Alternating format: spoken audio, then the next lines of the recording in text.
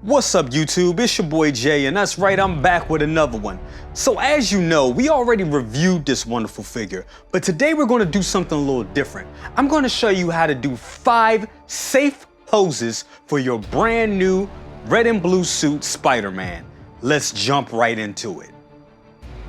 So if you notice that this thing looks like it just came out of the box, and it didn't. As you guys know, we did the review for this figure about a week and a half ago, and we put it in a lot of crazy poses. And if you see it right now, yeah, there's no creases in the outfit at all. And that's because a lot of these newer Spider-Man suits, for some reason, the material that they use actually heals. You just gotta give it time to do it.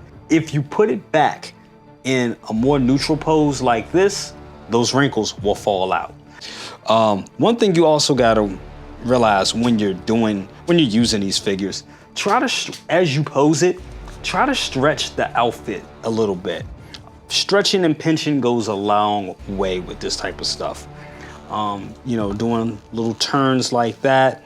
You just gotta really, as I said, you just wanna like kinda stretch the outfit and pinch and stretch as you go in and start making your poses. As you can see, we got a pose coming in right there, almost like a jumping pose. And like I said, you see you definitely see the wrinkles coming in, but we're stretching as we do it. You just want to take your time. That's the major thing. You just want to take your time when you're doing this. And as you can see, we have a nice jumping pose right there.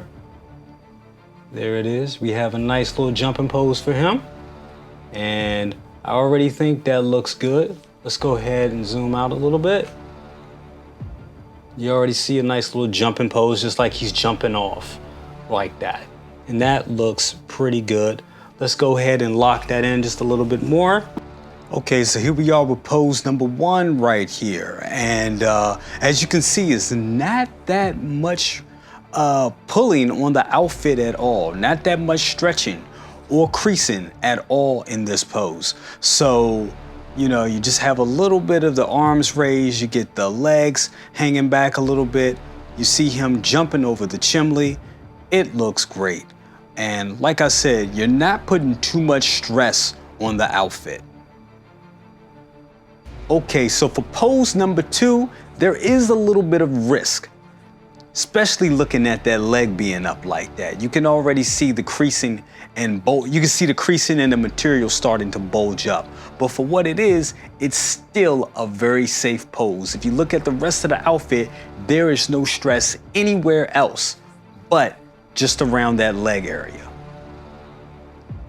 Okay, so right here for pose number 3, we got him doing a backflip over the chimney, looking really cool. And the good thing about this is this puts almost little to no stress on the suit at all.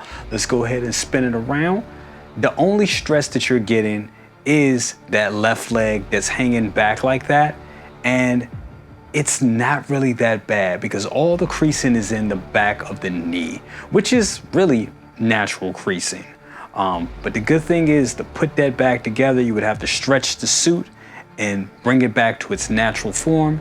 Not a big deal at all. So doing this pose right here is a pose. I don't think most of you would do this pose for a very long time, but this is a pose that you can keep for a very long time without putting a lot of stress on the suit.